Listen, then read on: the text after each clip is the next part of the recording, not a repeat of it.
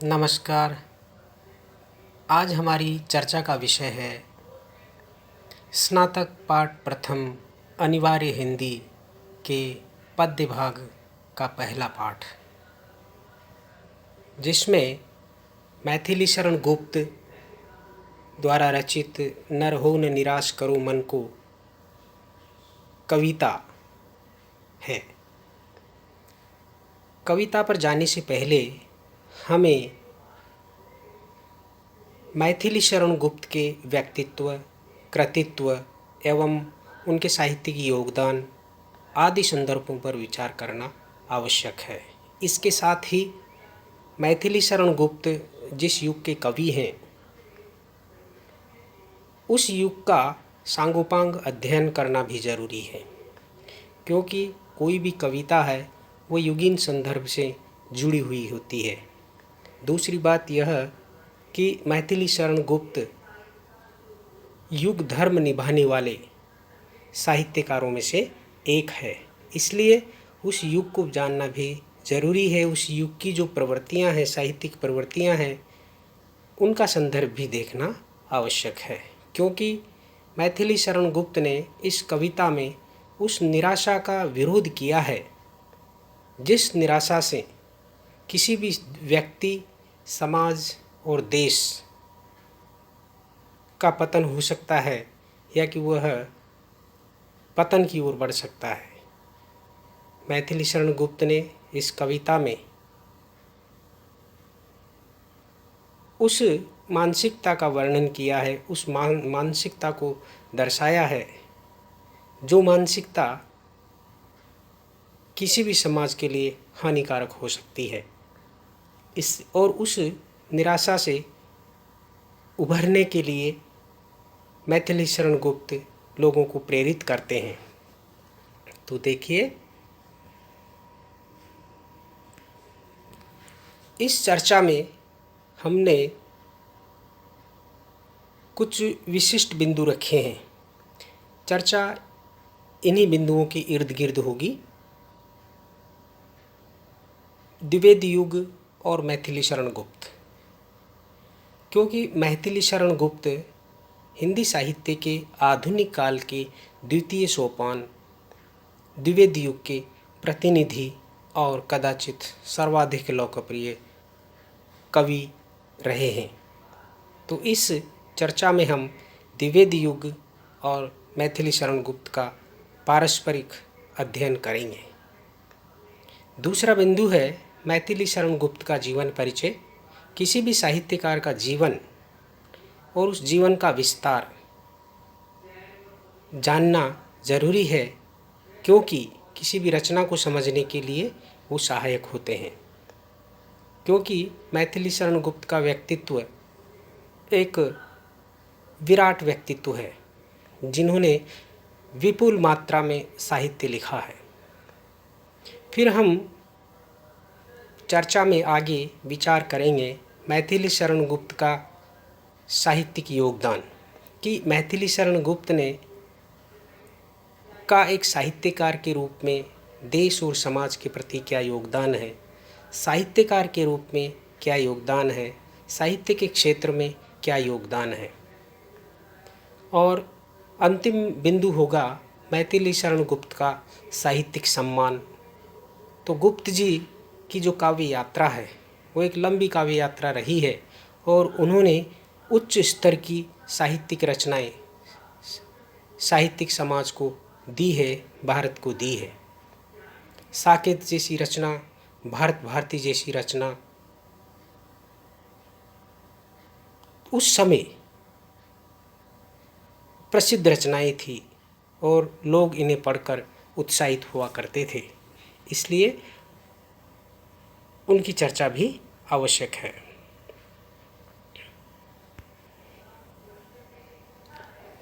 तो अब पहला बिंदु है द्विवेद युग और मैथिली शरण गुप्त। किसी भी कवि और कविता को समझने के लिए आवश्यक है कि उन युगीन परिस्थितियों को समझा जाए जिन परिस्थितियों में कवि ने कविता लिखी या कवि लिखने के लिए विवश हुआ, क्योंकि परिस्थितियां ही कवि को विवश करती है प्रेरित करती है और वह लिखता है, जिसका प्रभाव समाज पर पड़ता है।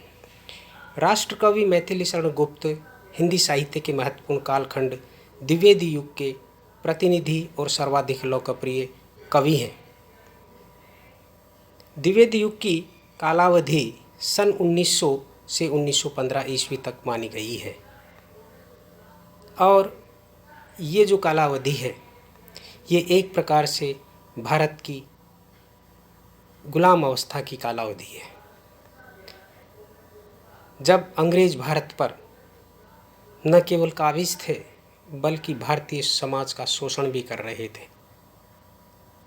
ऐसी स्थिति में एक साहित्यकार के रूप में मैथिली शरण गुप्त का क्या योगदान है, उनके व्यक्तित्व को, उनको कृतित्व को का अध्ययन करने के बाद इस बात का पता चलता है कि उन्होंने अपनी रचनाओं में पद पद पर भारतीय समाज को प्रेरित किया है, संगठित किया है, उत्साहित किया है, जिससे कि वह उठ खड़ा हो, निराशा को त्यागे और अंग्रेजी सत्ता के विरुद्ध उठ खड़ा हो। यह कालखंड भारत के लिए अंग्रेज़ों की दासता, परतंत्रता और सामाजिक, आर्थिक, राजनीतिक दृष्टि से निराशा भरा कालखंड था। हिंदी कविता को श्रृंगारिकता से राष्ट्रीयता, जड़ता से प्रगति तथा रूढ़ि से स्वच्छंदता के द्वार पर ला खड़ा करने वाले 20वीं शताब्दी के प्रथम 2 दशकों का समाधिक महत्व है, क्योंकि इस काल से पूर्व की रचनाएं हैं, खासकर भारतेंदु युग के बाद से पहले की जो रचनाएं हैं उनमें श्रृंगारिकता का महत्व है, जड़ता का महत्व है, रूढ़ि का महत्व है। इन महत्व का तात्पर्य यह कि इन्होंने इस पर ज़्यादा ध्यान दिया है, जबकि भारतेंदु युग और उसके बाद द्विवेदी युग, विशेषकर द्विवेदी युग के कवियों ने समाज में, साहित्य के क्षेत्र में श्रृंगारिकता को नकार दिया, जड़ता को नकार दिया, रूढ़ि को नकार दिया और उसकी जगह कविता में राष्ट्रीयता, प्रगति और स्वच्छंदता को महत्व दिया। यही कारण है कि द्विवेदी युग की कविता अपने पूर्ववर्ती युगों से बिल्कुल भिन्न है। वो एक प्रकार से सुधारवाद की कविता है, जागरण की कविता है। इस कालखंड के पथ प्रदर्शक, विचारक और सर्वस्वीकृत साहित्य नेता आचार्य महावीर प्रसाद द्विवेदी के नाम पर इस काल का नाम द्विवेदी युग रखा गया। और यहाँ यह भी ध्यान में लाना आवश्यक है कि मैथिली शरण गुप्त को एक उच्च स्तर का साहित्यकार बनाने और निर्मित करने में मैथिली शरण गुप्त का विशिष्ट, आचार्य महावीर प्रसाद द्विवेदी का विशिष्ट योगदान है। उनके आदेश, उनके उपदेश और स्नेहमयी प्रोत्साहन से मैथिली शरण गुप्त साहित्य के क्षेत्र में आगे बढ़े। वैसे इस कालखंड को जागरण सुधार काल भी कहा जाता है। भारतीय इतिहास में यह काल ब्रिटिश शासन के दमन चक्र और कूटनीति तथा भारतीय जनमानस की हताशा और निराशा का काल है। पराधीन भारतीय जनमानस की निराशा, हताशा और दुर्दशा तथा साहित्यकारों द्वारा इस स्थिति से बाहर आने हेतु किए गए प्रयासों को जानने के लिए भारतेंदु हरिश्चंद्र के नाटकों, विशेषकर भारत दुर्दशा नाटक को देखा जा सकता है। भारत दुर्दशा नाटक से ये एक गीत लिया गया है, एक छोटी सी कविता ली गई है, जिससे कि मैथिली शरण गुप्त ने ये नर हो न निराश करो मन को कविता लिखी। उसके पीछे के कारणों को भली भांति इस गीत के माध्यम से जाना जा सकता है। भारतेंदु हरिश्चंद्र भारत दुर्दशा नाटक में लिखते हैं, रोवऊँ सब मिली के आवऊँ भारत भाई, हा हा भारत दुर्दशा देखी न देखी जाई। साहित्यकार सोचता है, भारतेंदु युग का साहित्यकार सोचता है कि भारत की जो दुर्दशा है उसके सामने हमारे लिए रोने के अलावा कोई चारा नहीं है। बड़े आश्चर्य की बात है कि सबके पहले जेहि ईश्वर धन बल दीनो, सबके पहले जेहि सभ्यता विधाता कीनो। कि जिस देश को ईश्वर ने धन और बल से संपन्न किया, जो देश विश्व सभ्यताओं में अग्रणी है और जिसने सबसे पहले अपने यहाँ सभ्यता का विकास किया और फिर पूरे विश्व को उस सभ्यता का संदेश दिया, सबके पहले जो रूप रंग रस भीनो, सबके पहले विद्या फल जिन गहि लीनो। कि जो देश सबसे पहले रूप रस रंग भीनो अर्थात भौतिक संपन्नता से युक्त हुआ, सबके पहले विद्या फल जिन गहि लीनो। कि जिस देश ने सबसे पहले विद्या का अर्जन किया, ज्ञान का अर्जन किया और उस ज्ञान का संपूर्ण विश्व में प्रचार प्रसार किया, अब सबके पीछे सोई परत लखाई। बड़े आश्चर्य की बात है, आज सारे विश्व में वही देश सबसे पीछे दिखाई पड़ रहा है। हा हा भारत दुर्दशा न देखी जाए। कि भारत अंग्रेज़ों की दास्तान ने इस देश को इतना बर्बाद कर दिया है कि इसकी दुर्दशा देखी नहीं जाती है। देख कर के दया आती है या कि देख कर के बड़ा दुख होता है। निज उद्धार पंथ नहीं सूझत, शीश धुनत पछताई। आज इस देश का उद्धार करने के लिए कोई रास्ता दिखाई नहीं दे रहा है। सिर धुनत पछताई, और सिर धुन कर पछताने के सिवा कोई चारा नहीं रह गया है। जागो जागो रे भारत भाई, हे भारत देश जागो जागो रे भाई, हे भारतवासियों आपको जागृत होना है। तो यह भारतेंदु युग के कवियों की मानसिकता थी, भारतेंदु युग के भारत की दशा थी। साहित्य के क्षेत्र में भी यह निराशा दिखाई देती है, लेकिन द्विवेदी युग के कवियों ने ये जान लिया कि इस निराशा में पड़े रहना कोई पुरुषार्थ नहीं है, और उन्होंने भारतीय समाज के सामने उत्साह का संचार किया, यहाँ की गौरवशाली परंपरा का बखान किया और उनमें भारतीय जनता में आत्मगौरव को जागृत करने का काम किया। यहाँ यह देखने योग्य बात है कि भारतेंदु युगीन साहित्यकार जहाँ भारत दुर्दशा पर दुख प्रकट करके रह गए, वहीं द्विवेदी युगीन कवि मनीषियों ने देश की दुर्दशा और अंधकारपूर्ण स्थिति के चित्रण के साथ साथ देशवासियों को स्वतंत्रता प्राप्ति की प्रेरणा भी दी। उन्हें आत्मोत्सर्ग एवं बलिदान का मार्ग भी दिखाया। उन्होंने भारत के गौरवपूर्ण अतीत और समृद्ध परंपरा का बखान कर भारतवासियों में आत्मगौरव और कर्मठता की भावना जागृत की, जड़ता और रूढ़िवादिता से मुक्त कर प्रगति, स्वच्छंदता और स्वतंत्रता के लिए प्रेरित किया। आगे देखिए, आदर्शवादिता, नैतिकता, भाईचारा, कर्तव्य परायणता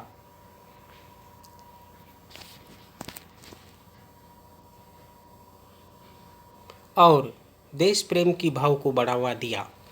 द्विवेदी युगीन कवि शंकर ने बलिदान गान में कहा था, देशभक्त वीरों मरने से नेक नहीं डरना होगा, प्राणों का बलिदान देश की वेदी पर करना होगा।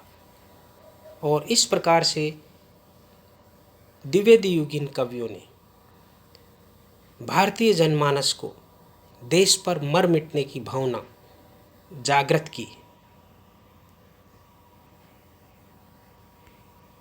देश की हीन दशा, धैर्य, गांधीर्य, शौर्य तथा कला कौशल के अभाव, आलस्य, फूट, खुदगर्जी, मिथ्या, कुलीनता,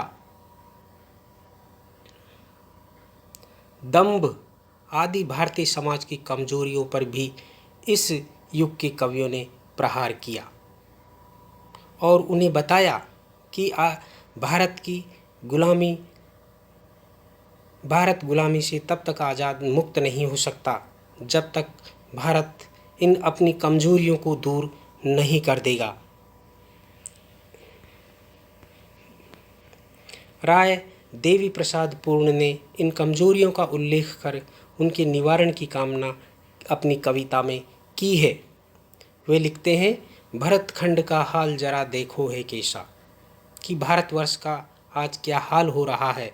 केवल अंग्रेज़ों की गुलामी ही नहीं, अन्य दृष्टियों से भी भारत बदहाल है। क्या किस किस रूप में बदहाल है कि आलस का जंजाल जरा देखो है कैसा।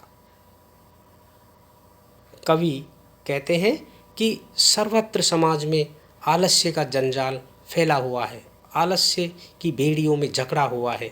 जरा फूट की दशा खोलकर आंखें देखो कि हमारे समाज में चारों तरफ फूट ही फूट दिखाई दे रही है। हमारे अंदर आज जो समय की आवश्यकता है कि हम एक हों और एकजुट होकर इस अंग्रेज राज का अंत किया जाए, पर ऐसा दिखाई नहीं दे रहा है। खुदगर्जी का नशा खोलकर आंखें देखो, है सेखी दौलत की कहीं, गुमान है दौलत, है सेखी दौलत की कहीं, बल का कहीं गुमान है खानदान का मद कहीं, कहीं नाम का ध्यान है। कि व्यक्ति अपने निजी स्वार्थों में लगे हुए हैं, देश के प्रति समर्पण का भाव बराबर से दिखाई नहीं दे रहा है, जो कि ठीक नहीं है। देश की आर्थिक विपन्नता, सामाजिक कुरीतियों,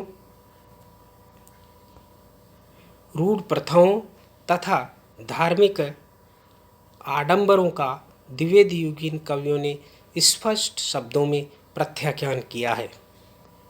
मातृभूमि की महिमा का गान देशभक्ति का प्रमुख अंग है। यह द्विवेदी युगीन कवियों की महत्वपूर्ण विशेषता है।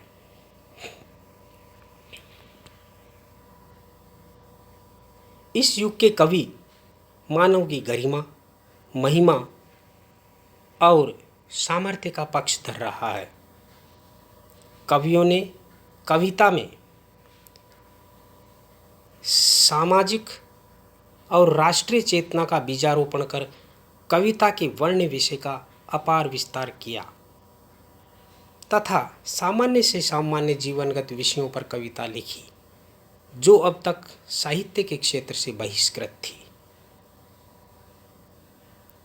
हम रीतिकाल देख सकते हैं, इसका सबसे बड़ा उदाहरण है, या कि भक्तिकाल देख सकते हैं कि सामान्य जीवन दशाओं पर साहित्य मौन दिखाई पड़ता है। आम आदमी की समस्या, देश की समस्या, समाज की समस्या क्या है, इस पर कवियों का ध्यान नहीं गया है। द्विवेदी युगीन कवियों ने साहित्य को यथार्थ के धरातल पर, समाज के धरातल पर उतारने का प्रयास किया है और उन्होंने ये महसूस किया कि कविता केवल धार्मिक नहीं हो सकती या राजा महाराजाओं की बपोती नहीं हो सकती। वह आम आदमी के उद्धार के लिए, देश के उद्धार के लिए और समाज के उद्धार के लिए भी लिखी जानी चाहिए। आम आदमी के जितने जीवन संदर्भ हो सकते हैं, उसकी जितनी समस्याएं हो सकती है, उनके जितने जीवन संदर्भ हो सकते हैं, समाज की समस्याएं जितनी हो सकती है, समाज के सामने क्या क्या चुनौतियां हैं, उनकी बारीकी से जितने भी विषय बनते हैं, उन सब पर कविता लिखी जा सकती है। आचार्य महावीर प्रसाद द्विवेदी ने इस बात को समय की आवश्यकता समझा कि हिंदी कविता का जो विषय है या वर्ण विषय है, वह अत्यधिक संकीर्ण है और इस संकीर्णता के कारण कविता के अंदर आम आदमी उपेक्षित है, समाज उपेक्षित है, देश उपेक्षित है। देश की आज सामयिक दृष्टि से क्या आवश्यकता है, इस बात पर कविता गंभीरतापूर्वक विचार नहीं कर पा रही है। इसलिए आचार्य महावीर प्रसाद द्विवेदी ने अपने युग के कवियों को वर्ण विस्तार, कविता के वर्ण विषय के विस्तार के लिए प्रेरित किया और उन्होंने कहा कि चींटी से लेकर हाथी पर्यंत पशु, भिक्षुक से लेकर राजा पर्यंत मनुष्य, बिंदु से लेकर समुद्र पर्यंत जल, अनंत आकाश, अनंत पृथ्वी, अनंत पर्वत, सभी पर कविता हो सकती है। अगर वो जीवन से जुड़े हुए हैं, देश से जुड़े हुए हैं, समाज से जुड़े हुए हैं, तो सब पर कविता लिखी जा सकती है। सबका आश्रय कविता में लिया जा सकता है, चाहे वह आलंबन के रूप में ही क्यों न हो। नीति और आदर्श इस युग के कवियों की कविता की मुख्य विशेषता है। नीति, चूँकि जो समाज आलस्य में डूबा हुआ है, खुदगर्जी में डूबा हुआ है, उस समाज के लिए नैतिकता और आदर्श का प्रस्तुत किया जाना जरूरी होता है। इतिहास, पुराण से ग्रहित कथा प्रसंगों के आधार पर अथवा कल्पनाश्रित उज्ज्वल कथाएं लेकर आदर्श चरित्रों पर अनेक प्रबंध काव्य लिखे तथा देशवासियों में गौरव तथा उत्साह का भाव जागृत द्विवेद युग के कवियों ने किया। कहने का तात्पर्य यह है कि द्विवेदी युगीन कवियों ने अंग्रेजी सत्ता षड्यंत्रों, अत्याचारों से हताश, निराश, अकर्मण्यता और अपने भाग्य को कोसने की मानसिकता से ग्रस्त भारतीय जनमानस में उत्साह, आत्मगौरव, देशभक्ति, आत्मबलिदान, उद्यमशीलता का संचार कर उसे उस दशा में पहुंचाया जहां वह विदेशी सत्ता को उखाड़ फेंकने के लिए तत्पर, कृतसंकल्प और सक्षम हो सके तथा स्वराज्य का सपना देख सके। द्विवेदी युगीन कवियों ने और विशेषकर मैथिली शरण गुप्त ने अपनी कविता में पद पद पर ये सपना देखा है कि देश स्वतंत्र हो, स्वाधीन हो और इसे अपना स्वराज्य मिले। इसके लिए उन्होंने देश की जनता को जागृत किया, उनमें राष्ट्रीय भावना का संचार किया और इसीलिए उनकी राष्ट्रीयता के कारण, उनकी कविता की राष्ट्रीय चेतना के कारण ही उन्हें प्रथम राष्ट्र कवि, हिंदी का प्रथम राष्ट्र कवि की उपाधि से विभूषित किया गया है। प्रथम राष्ट्र कवि मैथिली शरण गुप्त इस युग के प्रतिनिधि सर्वाधिक लोकप्रिय और विशिष्ट कवि हैं, जिन्होंने अपनी रचनाओं के माध्यम से भारतीय जनता में देशभक्ति और अपनी शक्ति का एहसास कराया। अब यहाँ संक्षेप में हम मैथिली शरण गुप्त के जीवन परिचय का भी अध्ययन करेंगे, क्योंकि किसी भी साहित्यकार को जानने के लिए उस साहित्यकार के व्यक्तित्व के निर्माण में, उसके विकास में, उसके प्रारंभिक जीवन का, उसकी जीवन यात्रा का विशिष्ट महत्व होता है। देखिए, मैथिली शरण गुप्त का नाम लेते ही लगता है कि वे हिंदी के वरदहस्त हैं, साहित्यकारों के प्रेरक हैं, सबको कर्म के लिए प्रेरित करने, झकझोरने और उत्साहित करने वाले, अपने अस्तित्व का भान कराने वाले हैं, जागृत करने वाले हैं। तभी तो वे साहित्य जगत में दद्दा के नाम से प्रसिद्ध थे। मैथिली शरण गुप्त साहित्य जगत में किस नाम से प्रसिद्ध थे? दद्दा के नाम से, क्योंकि उनमें वो बड़प्पन था कि वे अपने युग के साहित्यकारों को प्रेरित करते थे, उनका नेतृत्व करते थे और उन्हें साहित्य को सामाजिकता से, साहित्य को राष्ट्रीयता से जोड़ने के लिए प्रेरित करते थे। मैथिली शरण गुप्त का जन्म 3 अगस्त 1886 को उत्तर प्रदेश के चिरगांव जिला झांसी के एक प्रतिष्ठित परिवार में हुआ था। इनके पिता श्री रामचरण गुप्त राम भक्त और काव्य प्रेमी व्यक्ति थे और माता सरयू देवी धार्मिक विचारों वाली महिला थी। मैथिली शरण गुप्त चिरगांव की प्राइमरी पाठशाला में शिक्षा प्राप्त करने के पश्चात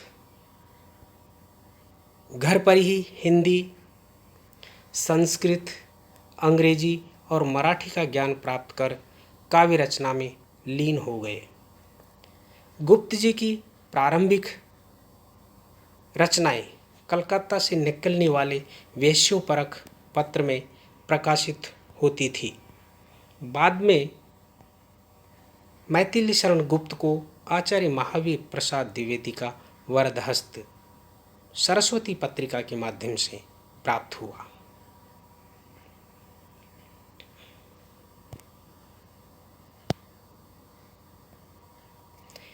द्विवेदी जी इन्हें कविता लिखने के लिए प्रेरित करते थे और उनकी रचनाओं में संशोधन करके सरस्वती पत्रिका में प्रकाशित करते थे। गुप्त जी के काव्य का मूल स्वर राष्ट्रीय और सांस्कृतिक चेतना है, तो काव्य का आधार रामायण, महाभारत तथा अन्य पौराणिक कथाएं हैं। इनमें से उन्होंने कथाएं ली, कथा सूत्र लिए और पात्र लिए। फिर इन कथा सूत्रों को, पात्रों को, उनके चरित्र को युगानुकूल ढालने का प्रयास किया। राष्ट्रीय जागरण एवं स्वाधीनता के मूल्य से ओतप्रोत उनका काव्य उन्हें राष्ट्र कवि की उपाधि से विभूषित करने में सहायक रहा। यहाँ यह बता देना भी आवश्यक है कि मैथिली शरण गुप्त को राष्ट्र कवि की उपाधि महात्मा गांधी के द्वारा दी गई है।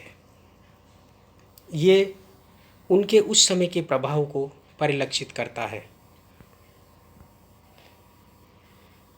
कविवर मैथिली शरण गुप्त द्विवेदी युग के प्रतिनिधि कवि हैं, अतः उनकी कविता में द्विवेदी युगीन कविता की समस्त विशेषताएं उपलब्ध हैं। इस काल में राष्ट्रीयता, समाज सुधार, नवजागरण, स्वातंत्र्य चेतना, मानवतावाद, सामाजिक समरसता एवं गांधीवाद का बोलबाला था। अतः गुप्त जी ने भी अपनी रचनाओं में इन मूल्यों का समावेश करते हुए युगबोध एवं समसामयिकता की प्रवृत्ति का परिचय दिया। राष्ट्रीयता तथा गांधीवाद गौरवमय अतीत के इतिहास और भारतीय संस्कृति की महत्ता इनकी कविताओं, इनकी रचनाओं के केंद्र बिंदु है, या कि इनकी रचनाओं के केंद्र में है। इनकी प्रथम पुस्तक रंग में भंग 1909 में प्रकाशित हुई थी। गुप्त जी की भारत भारती, जिसका रचनाकाल 1912 है, राष्ट्रीयता एवं स्वातंत्र्य चेतना से ओतप्रोत रचना थी, जिसकी शक्ति और प्रभाव से डरकर अंग्रेज सरकार ने भी उस पर प्रतिबंध लगा दिया था। यहाँ ये बता देना आवश्यक है कि मैथिली शरण गुप्त को राष्ट्रीय स्तर पर, सामाजिक स्तर पर और साहित्य के क्षेत्र में जो परिचय लोगों को मिला वो भारत भारती के माध्यम से ही मिला, और उस समय भारत भारती समस्त उत्तर भारत में राष्ट्रीय चेतना की अग्रणी पुस्तक थी, और इसी कारण अंग्रेज़ों ने डरकर इस रचना पर प्रतिबंध लगाया। उनकी राष्ट्रीय जागरण से प्रतिनिधित काव्य रचना है यह रचना भारतवासियों में आत्मगौरव व देश के प्रति सम्मान की भावना प्रकट करती है। यह रचना बताती है कि हम क्या थे, हमारी हस्ती क्या थी और आज हम क्या से क्या हो गए, तथा उसके लिए कौन परिस्थितियाँ उत्तरदायी है या कौन उत्तरदायी है। उस समय इसका प्रभाव ऐसा था कि हर भारतीय को अंग्रेज़ों की दास्ता और देश की बदहाली से मुक्त होने के लिए बेचैन करती थी। इस रचना में उन्होंने देशवासियों को पराधीनता की बेड़ियों से मुक्ति पाने का संदेश देते हुए लिखा है, शासन किसी पर जाति का चाहे विवेक विशिष्ट हो, संभव वही है किंतु जो सर्वांश में इष्ट हो। यह एक महत्वपूर्ण पंक्ति है जो गुप्त जी एक प्रकार से अंग्रेज सत्ता के खिलाफ देशवासियों को उठ खड़ा होने का संदेश देते हैं। भारत भारती का एक और भी महत्व है कि उनकी ये रचना हिंदी भाषी लोगों को या कि हिंदी पट्टी में खड़ी बोली को साहित्यिक भाषा के रूप में प्रतिष्ठित करने में, खड़ी बोली को साहित्यिक भाषा के रूप में प्रतिष्ठित करने में महत्वपूर्ण रही है। और द्विवेदी जी ने खड़ी बोली का स्वरूप निर्धारण किया और उसका विकास किया, जिसमें भारत भारती का महत्वपूर्ण योगदान है। भारतवासियों के अहिंसापूर्ण आंदोलनों एवं सत्याग्रह की शक्ति का उद्घोष करते हुए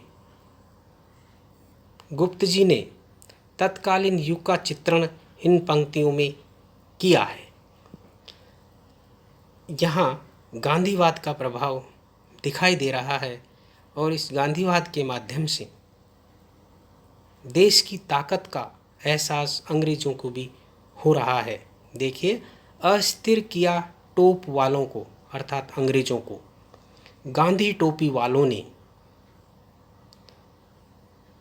शस्त्र बिना संग्राम किया है इन माई के लालों ने। अब हम गुप्त जी के साहित्यिक योगदान की चर्चा करेंगे, क्योंकि उनका जो साहित्यिक योगदान है वह महत्वपूर्ण है।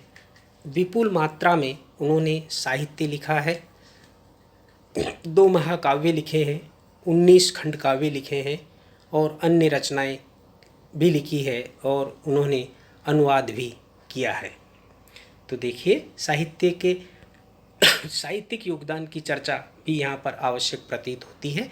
कई बार इस प्रकार के प्रश्न भी पूछ लिए जाते हैं जो उनके साहित्यिक योगदान से संबंधित होते हैं, उनकी रचनाओं के नाम, उनकी रचनाओं के प्रकाशन वर्ष आदि से संबंधित होते हैं। मैथिली शरण गुप्त की काव्य यात्रा द्विवेदी युग से प्रारंभ होकर छायावाद, प्रगतिवाद, नई कविता के लंबे दौर तक फैली हुई है। देशभक्ति, राष्ट्रीय चेतना, नारी मुक्ति की समस्या आदि द्विवेदी की गुप्त जी के प्रमुख काव्य विषय रहे हैं। अपने विस्तृत भाव को प्रस्तुत करने के लिए गुप्त जी ने व्याकरण सम्मत खड़ी बोली हिंदी को आधार बनाया है। यहाँ जैसा कि हम पहले भी बता चुके हैं कि खड़ी बोली को काव्य भाषा के रूप में प्रतिष्ठित करने में मैथिली शरण गुप्त का महत्वपूर्ण योगदान है। खड़ी बोली का स्वरूप निर्धारण और विकास में अनन्य योगदान, खड़ी बोली को काव्य भाषा में प्रतिष्ठित करने वाले प्रथम कवि हैं।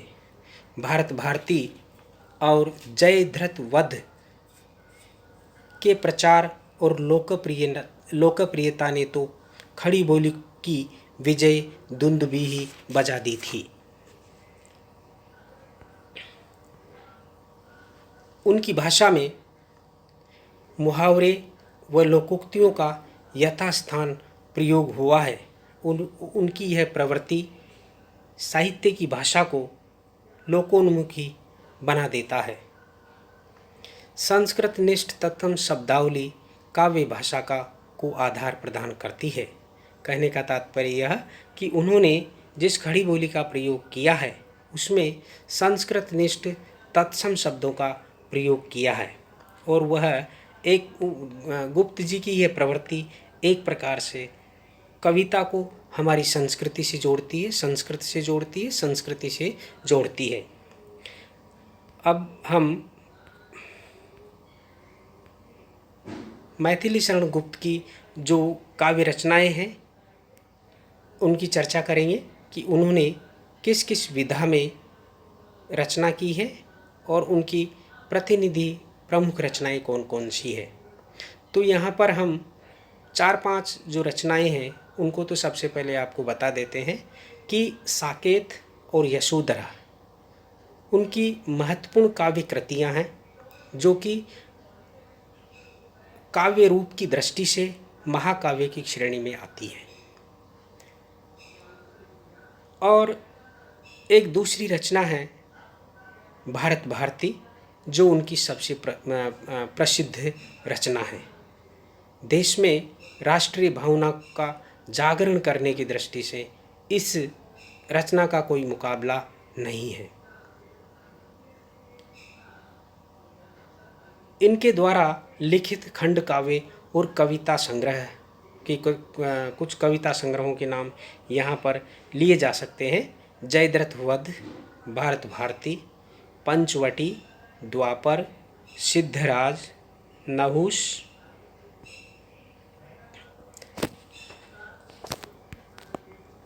अंजलि,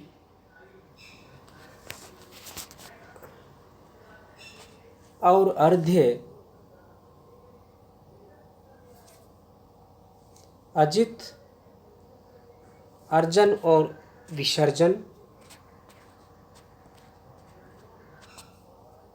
काबा और करबला, किसान, कुणाल गीत, तेग बहादुर, गुरुकुल, जय भारत, युद्ध, झंकार, पृथ्वीपुत्र, वत्र संहार, शकुंतला, राजा प्रजा, विष्णु प्रिया, उर्मिला, लीला, प्रदक्षिणा, दिवदास, भूमिभाग आदि उनके खंड काव्य हैं या कविता संग्रह हैं।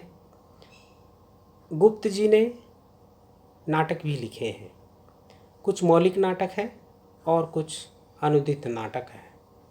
उनके नाटकों के नाम इस प्रकार हैं: रंग में भंग, वन वैभव, विकट भट्ट, विरहिणी, वैतालिक, शैरंध्री, स्वदेश संगीत, हिडिंबा, चंद्रहास, तिलोत्तमा तथा अनघ जैसे नाटकों की रचना द्विवेदी मैथिली शरण गुप्त ने की है। अब यहाँ पर उनके व्यक्तित्व अर्थात उनकी साहित्यिक रचनाओं का अध्ययन भी किया। उनके साहित्यिक योगदान का भी जिक्र किया। अब यहाँ पर हम उनके प्रभावशाली व्यक्तित्व को, उनके विशिष्ट योगदान को सामाजिक और राष्ट्रीय स्तर पर की परीक्षा करने के लिए उनको मिले सम्मान को देखा जा सकता है कि उस समय उनका जो सम्मान था वह प्रभावशाली था। उनका व्यक्तित्व एक प्रभावशाली व्यक्तित्व था। गुप्त जी की अनवरत रचनाशीलता के लिए साहित्य जगत को से यथोचित सम्मान प्राप्त हुआ। 1936 ईस्वी में हिंदी साहित्य सम्मेलन प्रयाग से साकेत रचना के लिए उन्हें वाचस्पति की उपाधि प्राप्त हुई। 1948 में लखनऊ विश्वविद्यालय ने डिलिट की मानद उपाधि से गुप्त जी को सम्मानित किया। सन 1952 से लेकर 1964 तक गुप्त जी राज्यसभा के मनोनीत सदस्य रहे। हिंदी जगत में ये सदैव राष्ट्र कवि के रूप में प्रख्यात रहे। 1964 में गुप्त जी का निधन हो गया। इस प्रकार कहा जा सकता है कि गुप्त जी की साहित्य सेवाएं एवं देशभक्ति एक दूसरे के पूरक हैं। उनकी साहित्य सेवाओं को देशभक्ति से अलग नहीं किया जा सकता। उनकी रचनाओं का जब हम अध्ययन करते हैं तो पग पग पर वो देश को जागृत करते हैं, समाज को जागृत करते हैं और देश के उत्थान के लिए निरंतर प्रयासशील रहते हैं। उन्होंने हिंदी साहित्य लेखन के माध्यम से देश की स्वतंत्रता और स्वराज्य प्राप्ति का मार्ग प्रशस्त किया। अपने विपुल परिमाण साहित्य, अद्भुत प्रबंध कौशल,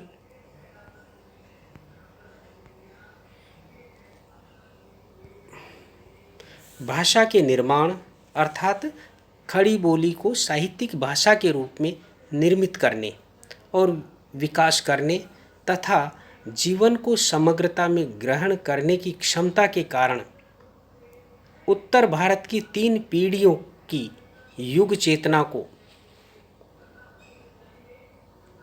प्रभावित करने वाला भारतीय संस्कृति का अनन्य प्रस्तोता और वक्ता यह कवि निस्संदेह हिंदी का महाकवि है। हम ऐसे कवि की रचना को पढ़कर एक प्रकार से देशभक्ति का ही गुणगान करते हैं या कि देशभक्ति का संदेश ही प्राप्त करते हैं। तो ये हुआ मैथिली शरण गुप्त के व्यक्तित्व, कृतित्व एवं साहित्यिक योगदान तथा उनके सम्मान के बारे में, उनकी रचनाओं के परिचय के बारे में हमने पढ़ा है। अब अगली चर्चा के अंदर हम मैथिली शरण गुप्त की जो कविता आपके पाठ्यक्रम में है उसका अध्ययन करेंगे। नर हो न निराश करो मन को।